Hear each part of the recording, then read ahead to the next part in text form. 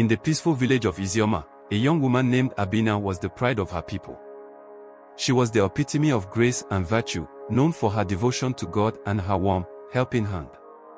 Abina's life revolved around the small church at the center of the village, where she sang in the choir, organized Sunday school, and assisted the elders with community projects. Her faith and goodness earned her the trust of the entire community. Even the elders often said, if only more young women could be like Abina. Among her closest friends were Oma, Blessing, and Efua, 3 young women whose lives contrasted sharply with Abina's. They were vibrant and full of life, but their choices often leaned toward mischief. Abina's friendship with them was both a blessing and a challenge.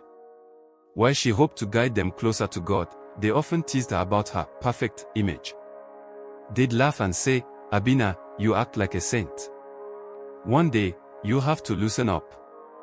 But Abina took it in stride, trusting that her goodness could influence them positively. Her friends knew she admired the church pastor, Reverend Ifani, a charismatic and eloquent man who had moved to Iziama 5 years earlier. Ifani was highly respected for his sermons that left the congregation inspired and hopeful. To Abina, he was a spiritual father figure. She looked up to him as a guide in her faith journey. One sunny afternoon, Oma approached Abina with an exciting proposition. "Pastor Ifani has noticed how much you contribute to the church," she said, her tone brimming with enthusiasm. "He wants you to work on a new youth outreach program with him." "It's a big deal, Abina." Abina's face lit up. She had always dreamed of doing more for the youth in the church, and this seemed like the perfect opportunity. Little did she know, this moment of pride would mark the beginning of a dark chapter in her life. Abina started working closely with Reverend Ifani on the youth outreach project. Initially, their meetings were formal and focused on church activities. Ifani praised her dedication, often saying, "You have the spirit of a leader, Abina. God is preparing you for greatness." His words inspired her to give her all to the program. However, as weeks turned into months, Ifani's behavior began to shift. He started paying her personal compliments, commenting on her beauty and her gentle spirit. Abina dismissed it as innocent kindness. After all, he was her pastor, surely his intentions were pure. Her friends, however, noticed the changes and began planting subtle seeds of doubt. One evening, while they sat under the old Iroko tree, Blessing asked, "Abina, don't you think Ifani is giving you special attention? You know how men are." Oma chimed in quickly, "Stop being dramatic, Blessing. Pastor Ifani is just mentoring her. You're lucky to have his guidance, Abina. Some of us don't get that chance." Abina's trust in her friends blinded her to their true intentions. They envied her reputation and sought to bring her down. Unbeknownst to her, they had been subtly encouraging Ifani's growing obsession with her, whispering lies that painted Abina as someone who secretly admired him beyond a spiritual sense. One fateful evening, Ifani asked Abina to stay after a youth meeting to discuss something important. The church hall was quiet, the air heavy with an unspoken tension. As they spoke, he began to blur the lines between mentorship and something far more personal. Abina felt uneasy but didn't know how to respond. She trusted him and feared disrespecting a man of God. Her friends encouraged her to continue working closely with him, saying it was her destiny. But Abina couldn't shake the feeling that something was off. Still, she ignored the warning signs, believing that as long as her intentions were pure, nothing bad could happen. As time went on, Reverend Ifani's true intentions became clearer.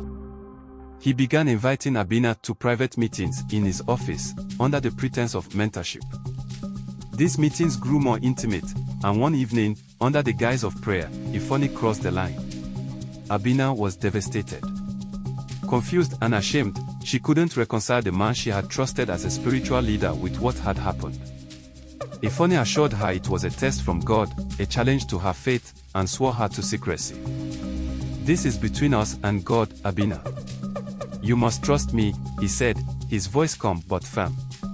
Torn between guilt and confusion, Abina confided in her friends, hoping for support.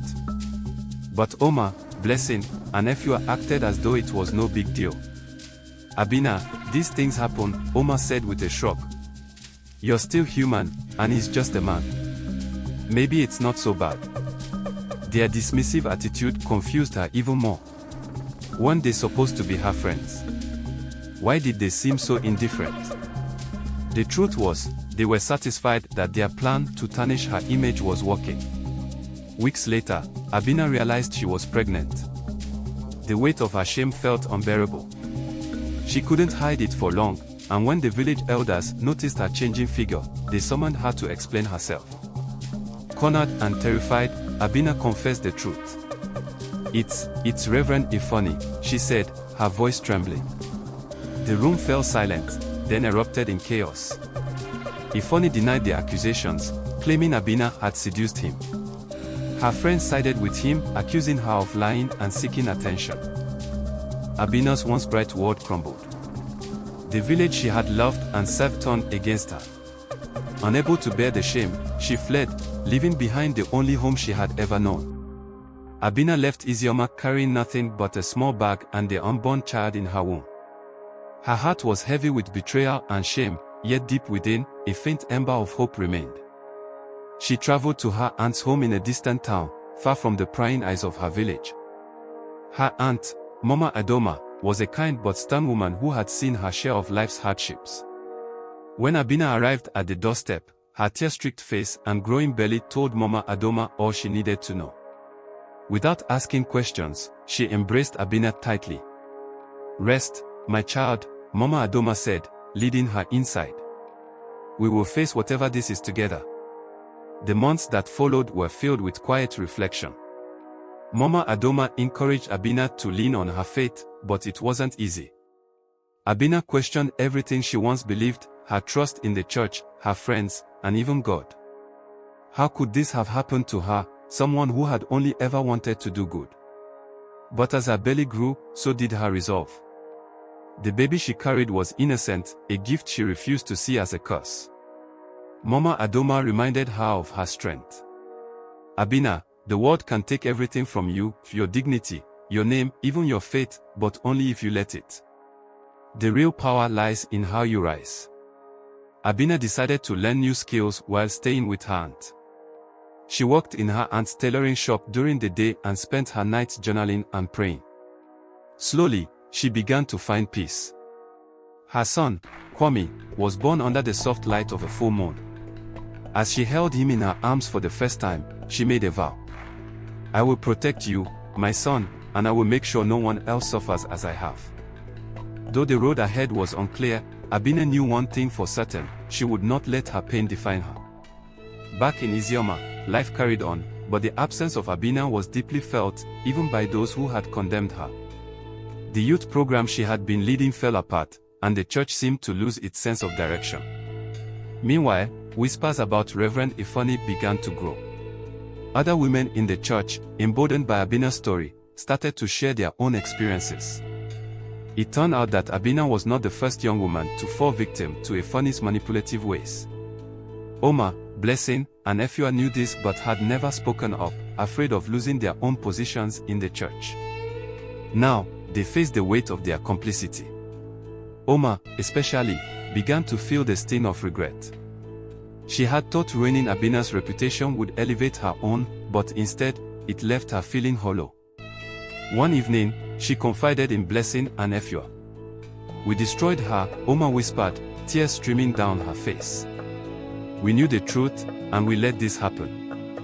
Blessing and Efua were silent, guilt written all over their faces. The weight of their betrayal began to crush them, but they didn't know how to make amends.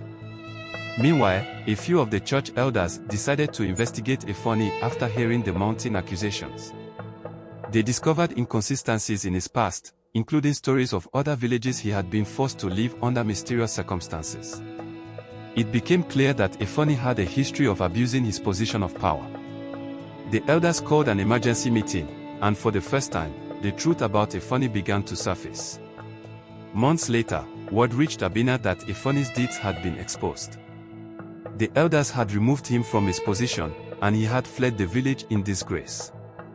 Abina sat quietly as Mama Adoma shared the news. Part of her felt relief, but another part felt the weight of the injustice she had suffered. "Are you ready to go back?" Mama Adoma asked gently. Abina hesitated. Returning to Iziama meant facing the people who had betrayed her, the friends who had lied, and the memories of her darkest days. But she thought of Kwame, now a vibrant baby with curious eyes and a radiant smile. She wanted him to grow up knowing the truth and seeing his mother as a woman who stood tall even in the face of adversity. So, she decided to return. When Abina arrived in Iziama, holding Kwame in her arms, the villagers were stunned. Some looked at her with shame, others with admiration. Her friends, Oma, Blessing, and Efua, stood at a distance, their guilt etched into their faces. Abina's return was not about revenge. She wanted to reclaim her dignity and, more importantly, to bring change to the village. She approached the elders and asked for a chance to address the community.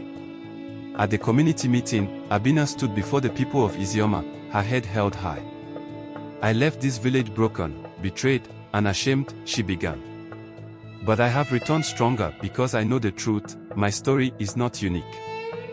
There are others, too many, who have suffered in silence."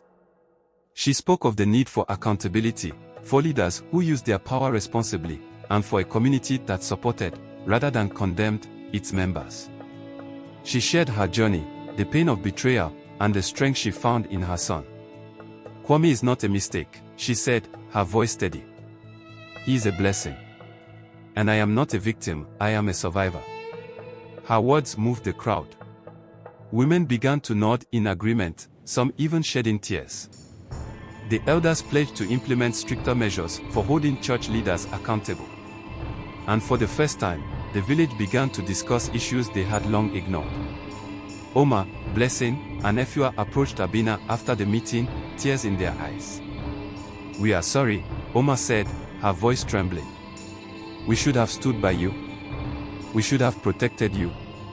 Abina looked at them for a long moment. "I forgive you," she said finally. "But forgiveness doesn't erase the past. You must prove that you've changed."